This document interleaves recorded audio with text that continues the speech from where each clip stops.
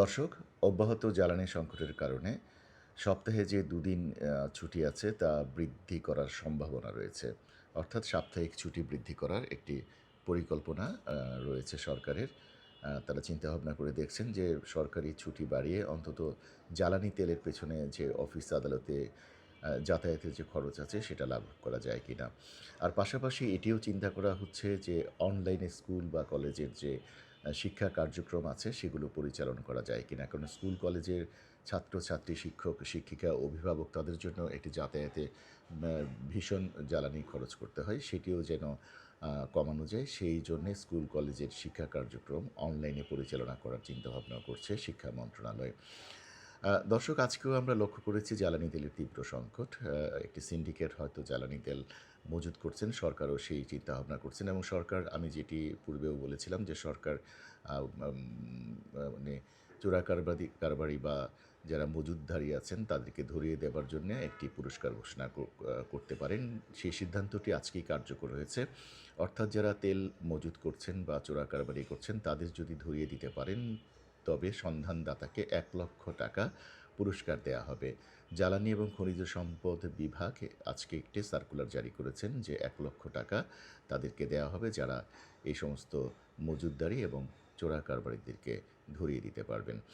দর্শক, আরেকটি সংবাদ ইতিমধ্যেই আমি জানতে পেরেছি বা আমার দৃষ্টিগোচর হয়েছে যে আমেরিকাতে ডোনাল্ড ট্রাম্পের বিরুদ্ধে কোটি জনতার মিছিল বা সভা সমাবেশ করেছেন তারা প্রায় বিভিন্ন স্থানে। ৮০ থেকে ১,০০,০০,০০০ লোক মানে একসঙ্গে জড়ো হয়ে মানে বিভিন্নভাবে বিভিন্ন প্রভিন্সে বা বিভিন্ন জায়গায় তারা প্রায় ৮০ থেকে ১,০০,০০,০০০ লোক ডোনাল্ড ট্রাম্পের বিরুদ্ধে স্লোগান দিয়েছেন, তারা সভা করেছেন যে তারা যুদ্ধ বন্ধ চান। তারা ইরানে যে আগ্রাসী হামলা চালাচ্ছেন ডোনাল্ড ট্রাম্প সেটির বিরুদ্ধে তারা অবস্থান নিয়েছেন।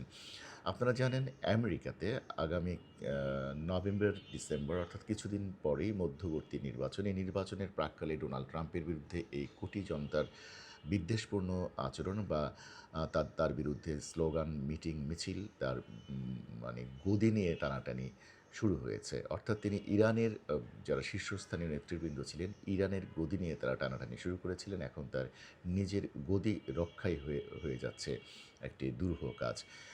তো দর্শক, যদি সরকার ইতিমধ্যে সাপ্তাহিক ছুটি বৃদ্ধির ঘোষণাটি কার্যকর করেন কিংবা তারা এই সিদ্ধান্তে উপনীত হন এবং স্কুল কলেজের শিক্ষা কার্যক্রম অনলাইনে পরিচালনা করার সিদ্ধান্ত আসে, তাহলে আমার মনে হয় সিদ্ধান্তটি ভালোই হবে। কারণ সারা বিশ্ব জুড়ে তেলের সংকট, শুধু বাংলাদেশে নয়, সারা বিশ্ব জুড়ে তেলের সংকট এবং এই বিশ্বজুড়ে তেলের সংকটের কারণে ইতিমধ্যে কানাডা, ইতিমধ্যে ফিলিপাইন, থাইল্যান্ড, কম্বোডিয়া, ভিয়েতনাম সহ এশিয়ার বিভিন্ন দেশে সময় রেশনিং করা শুরু করেছে। সময় রেশনিংটি কী? সেটি হচ্ছে তাদের ঘন্টা কমিয়ে আনছে কোনো দেশ। তাদের স্কুল কলেজে অনলাইন ক্লাস শুরু করেছেন। তাদের অফিস আদালতে বাসা থেকে যেন অফিস করা যায়, অর্থাৎ অনলাইন অফিস শুরু করেছেন। বিভিন্ন যেই দেশের ওই দেশের কালচার অনুযায়ী বা ওই দেশের প্রেক্ষাপট অনুযায়ী তারা বিভিন্ন কার্যক্রম গ্রহণ করেছেন যাতে অতিরিক্ত জ্বালানি খরচ তাদের না হয়।